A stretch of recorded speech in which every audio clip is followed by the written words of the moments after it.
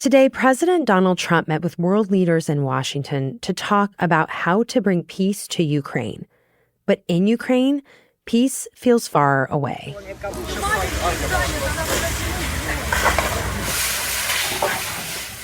What you're hearing is people in Kharkiv clearing rubble after Russia attacked the city overnight.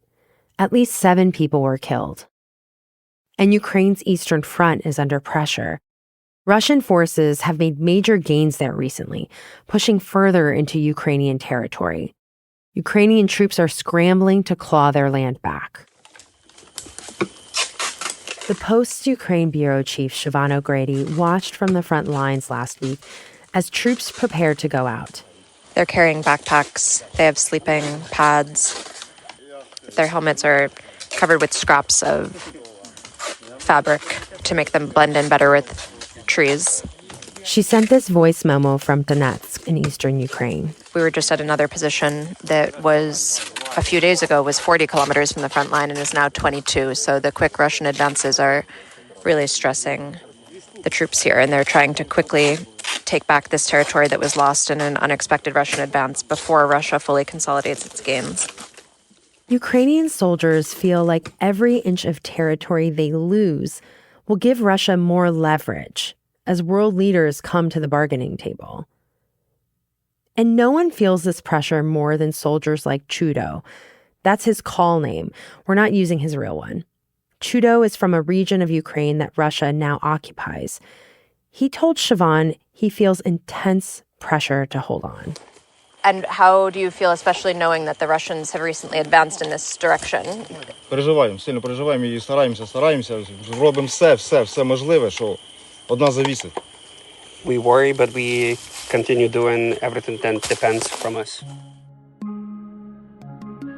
But the outcome of the war could depend more on the conversations happening between world leaders, far away from the front lines. From the newsroom of The Washington Post, this is Post Reports. I'm Elahe Izadi. It's Monday, August 18th. Today, we leave the front lines to focus on these crucial meetings.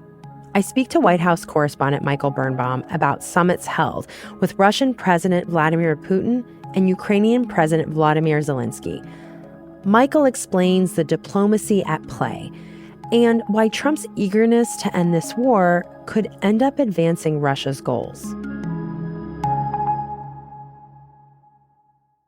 Hi, Michael. Thanks for joining me. Hey, Elahe. So you and I were sitting down right now. It's Monday afternoon, and Trump just earlier today met with Zelensky in the Oval Office, and then European and NATO leaders joined them for additional conversations this afternoon. And they were all there to talk about how to bring an end to the war in Ukraine. But Michael, first of all, what is your takeaway of the tenor and tone of the gatherings from today? So this is a meeting right now that is not quite the polar opposite of what we saw in February when Trump booted Zelensky from the White House and there was basically a shouting match. This is much calmer. It is not nearly as contentious. So we have politeness. We have a lot of leaders, including Zelensky, saying, thank you, Mr. Trump. Thank you, Mr. President. Thank you, thank you, thank you.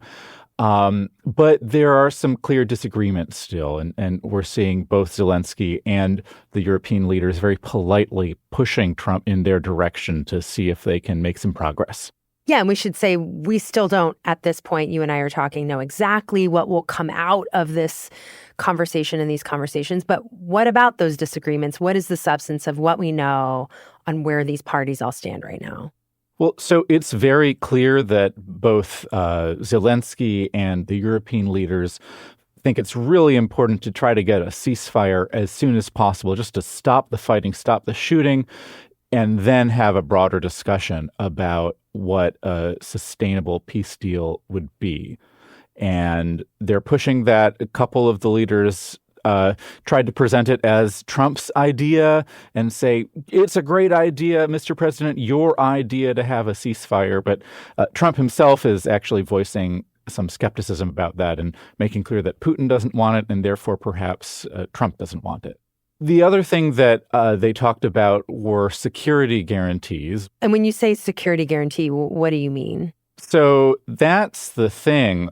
It can mean so many different things to so many different people. But what the Ukrainians and Europeans want is some guarantee from the United States that if there's a ceasefire and Russia starts this war on Ukraine again, the United States would respond militarily. And so it's something that in its strongest form would lead the United States into a form of war with Russia, or at least a robust defense of Ukraine.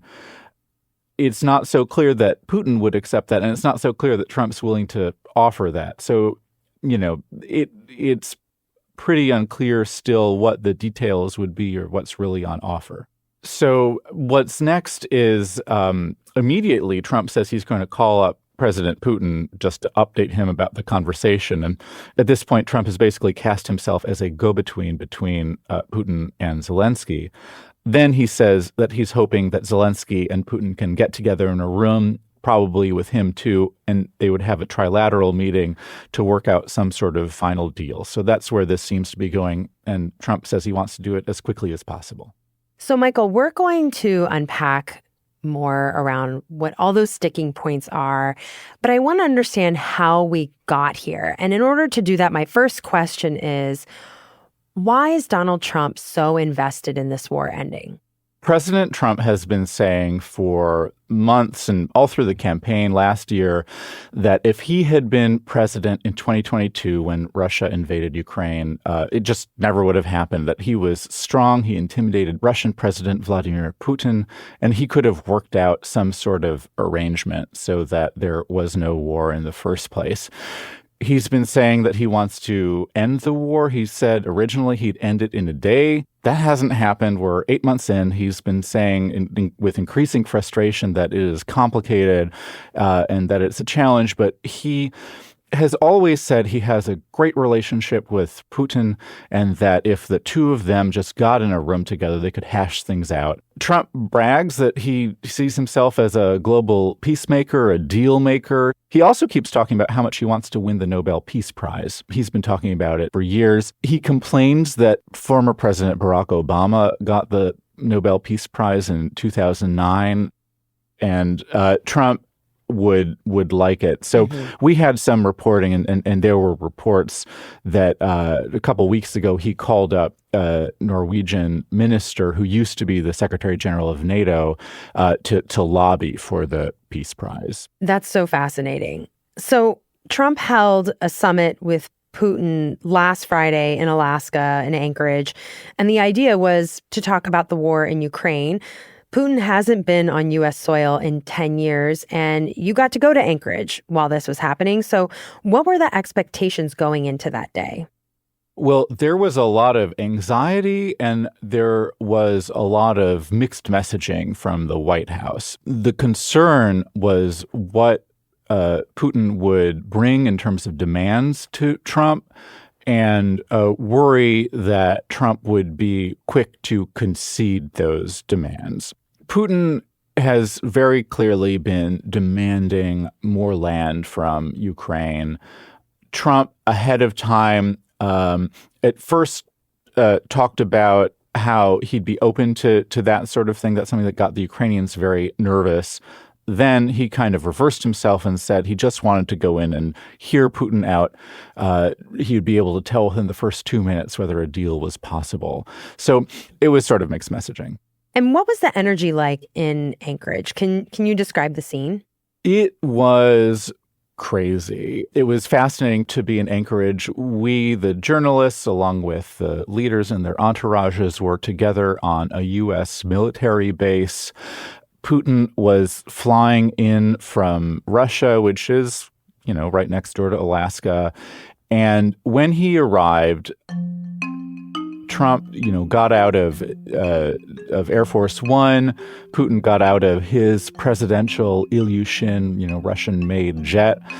They descended both onto the red carpet on a U.S. military base, rolled out by U.S. military personnel. That's something that Russian state media was airing over and over again. They were so excited. I mean, it's pretty remarkable, right? They're like rolling out this red carpet for Putin, the Russian president, who, by the way, has a warrant out from the International Criminal Court. That's right. So this is a guy who has international charges against him that are related to kidnapping Ukrainian children during this war and bringing them to Russia, taking them away from their parents and trying to Russify them, prevent them from speaking Ukrainian and integrating them into Russian culture. So he's someone that is not that popular on the world stage. And, Putin denies that he's been kidnapping Ukrainian children and says that the charges are baseless. But this was a super friendly reception from Trump. It was fascinating. I mean, I think that this was part of the concern, certainly on the part of the Ukrainians and their European backers, as well as Ukraine's American supporters, that President Trump was just not going to be terribly tough on Putin and would be more focused on their personal relationship and fostering a good one than on being tough on the terms of Ukraine. And what interactions did you view just between Putin and Trump in public? Like, how did they personally interact, and what did you make of that? So Trump gets off of Air Force One first. He goes down the stairs. He arranges himself so that he's waiting on the red carpet for Putin to come out of his jet. Putin walks down. They greet each other enthusiastically, all smiles. They're kind of telling little jokes to each other. They're chuckling. Then they walk onto some sort of dais. There's a B-2 bomber overflight, a kind of ceremonial thing. They keep smiling. Then the two leaders walk into the Beast, which is the U.S. presidential armored limousine. It's pretty rare, certainly for a Russian leader, to get into the car of the U.S. president. And the two of them are just together without any interpreters present, continuing to seemingly joke with each other. So it was an incredibly friendly interaction on a day when Putin's forces are still killing Ukrainians. And then what about the substance of this summit? What happened and what came out of it? Basically, what happened is Putin asked for a bunch more Ukrainian territory and said he'd end the war if he got the territory without giving up any of the land he currently controls in Ukraine. And Trump seems more or less to have gone along with it. I'm curious what they discussed regarding a ceasefire. And let's just start with, why are the Ukrainians and Europeans so insistent on a ceasefire before broader peace negotiations take place?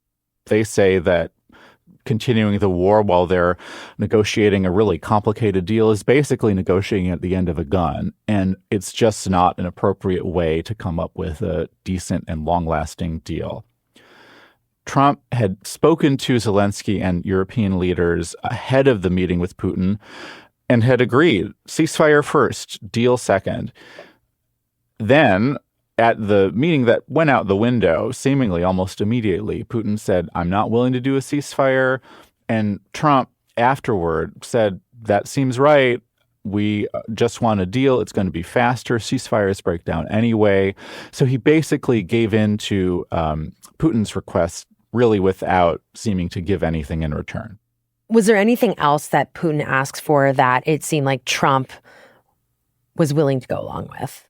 So when we heard the leaders give their statements in Anchorage, Putin talked about something called the root causes. He's still angry about the root causes of the conflict. That's something that he's talked about over the years. And it's kind of a Russian code for they want to put limits on Ukraine's military and make sure they never join NATO. It's something that would really strictly restrict the autonomy of Ukraine. Trump didn't comment on it in person, but when he was speaking to European leaders, he mentioned some of that stuff. And they walked away with the impression that Trump wasn't too deep on the details, but that he was transmitting a Russian demand for really continued major political concessions from Ukraine that go beyond the battlefield, that would make it harder for the Ukrainians to just operate as a fully independent, autonomous country. So that's something that's on their mind. What's your read on all of that, Michael? Because I would imagine people watching this summit one, the optics and the spectacle of it that we all saw. And then two, what you've described, that Trump seems to have pretty quickly gone along with what Putin has requested, or sort of uncritically conveying what Putin's demands are and seeming sort of sympathetic to them, that people will walk away from that feeling like, why is Trump so friendly to Putin? Isn't Ukraine America's ally? He's the U.S. president. What's your read on that? Is it that he is just so eager to get to an end to this conflict that he just wants to get there no matter who kind of comes on top or not? Or is it something else? My sense, based on talking to some of the folks who are talking to Trump, is that there are a few things going on. One is that he really does like Putin and sees him as a strong leader, as someone that he can just do business with. I've spoken to some of his former advisors from the first term who said that in private, he would always talk about how he just wanted to get along with Putin and the two of them could just sit down and hash out world affairs together. So there is the personal chemistry, or the aspirational personal chemistry between the two leaders. Then I think you mentioned that Trump really is focused on a peace deal. I think that is kind of overriding all of his attention to the details. He just wants to stop the war in Ukraine. He's talked about that over and over again. The trouble with wanting a deal but not focusing on the details is that this is a really complex conflict, and in order to get some sort of lasting peace, you really need to be attentive to set up some sort of structure where both sides are actually going to stop fighting. But I guess it's been going on for a couple years now, and there are many people dying. And so I guess the counter to that is, well, it hasn't worked so far, so we need a different approach here to get to an end to this conflict. One of the things that Putin is asking for, the territorial concessions of the Ukrainians giving up the rest of the eastern Ukrainian provinces that Russia has taken over much of, but they haven't been able to capture all of it. The areas that Ukraine still controls are of tremendous strategic importance. They're well fortified. They are on high ground. They're basically a physical barrier against the Russians rolling further westward, basically all the way to Kiev. They're concerned, the Ukrainians are concerned, that if they hand that over to Russia, that's just going to give Putin the opportunity to take a little break, rebuild his military, which has also suffered over these years of war, and then capture all of Ukraine, or at least capture the capital sometime in the future.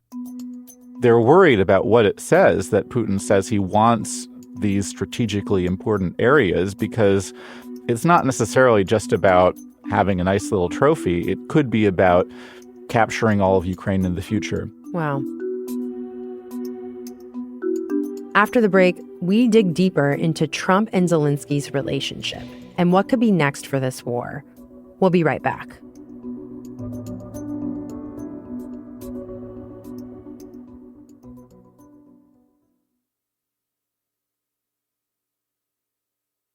So, Michael, we've spoken a little bit here about the relationship that Trump fashions himself to have with Vladimir Putin.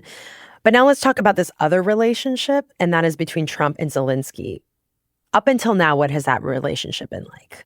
This is an incredibly complicated relationship with a long and messy backstory. The most recent big blowup of this term was, of course, on February 28th, when the Ukrainian president was here in Washington. The meeting turned incredibly contentious. Trump and Vice President J.D. Vance basically started attacking Zelensky for being insufficiently grateful. Can I answer? Wait a minute. No. You've done a lot of talking. Your country is in big trouble. I know. You're not winning. I know. You're not winning this. You have a damn good chance of coming out okay because of us. Mr. President, we are staying in our country, staying strong from the very beginning of the war. We've been alone, and we are thankful. I said thanks you haven't in been this alone. cabinet. You haven't been alone. In this cabinet. We gave you, through this stupid president, $350 billion. It was the angriest Oval Office encounter that I have ever seen. And it ended with Zelensky and the Ukrainian delegation getting ejected from the White House, they didn't get to eat the lunch that was on offer. And what was the crux of the argument there, or the fight? The fight was that Zelensky and the Ukrainians were insufficiently grateful for all of the U.S. military assistance that had been extended to Ukraine.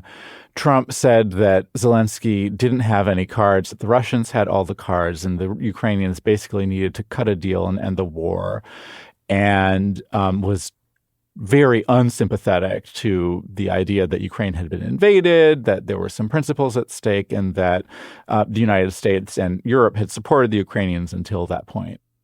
How important has U.S. support been to Ukraine in this war? So the U.S. has sent a tremendous amount of military assistance to Ukraine.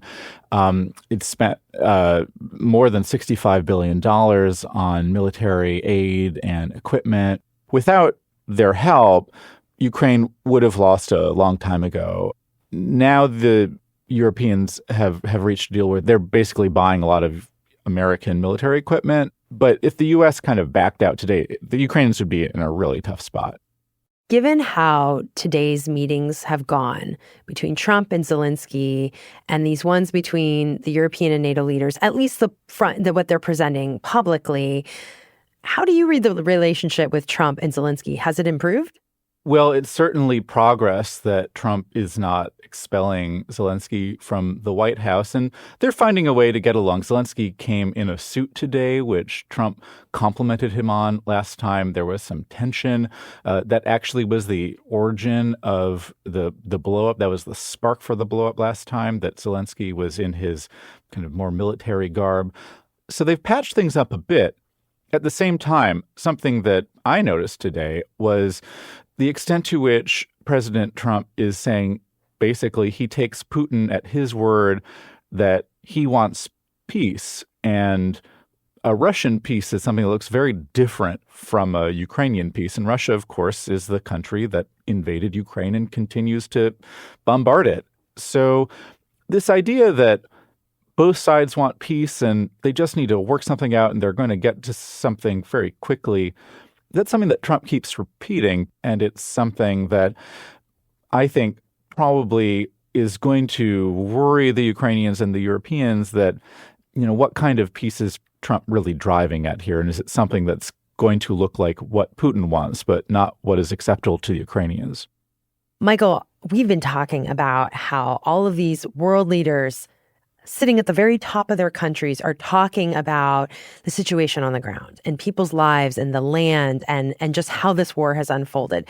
So as we end this conversation, I want to return back to some reporting from our colleague, Siobhan O'Grady, who's on the front lines on the Eastern Front in Ukraine. And she was with some soldiers there.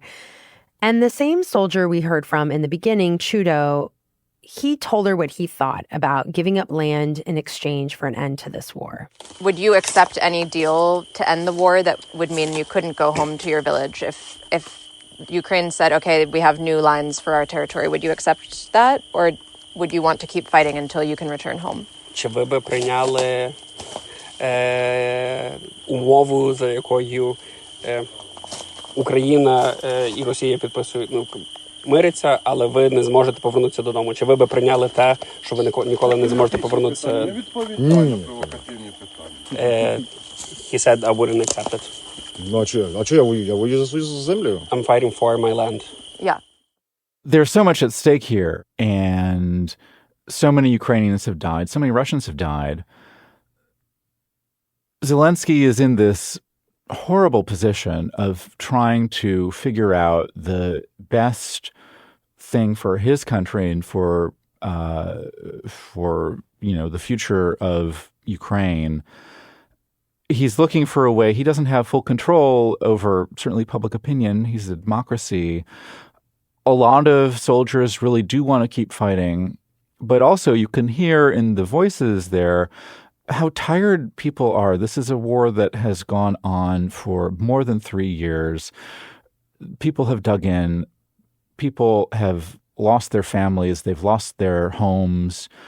And it's just a tremendous difficulty because they are not going to be able to win by kicking Russia out of their territory. I think that's clear to everybody at this point. So what we're going to see over these days, over these weeks and months, is an effort to try, at least on the European and Ukrainian side, to figure out a way that the Ukrainians feel relatively secure and safe in the future. But it's going to be really hard, and probably a lot of people are going to end up disappointed. Well, Michael, thank you for taking time to join me to explain all this and share your reporting. I really appreciate it. Thanks for having me, Elahe. Michael Birnbaum is a White House correspondent for The Post. That's it for Post Reports. Thanks for listening. If you love the show, help other people discover it by leaving a rating on Spotify or a rating and review on Apple Podcasts. Today's show was produced by Arjun Singh and Laura Benshoff. It was edited by Ariel Plotnick and mixed by Sean Carter. Thanks to David Lauder. I'm Elahe Izadi. We'll be back tomorrow with more stories from The Washington Post.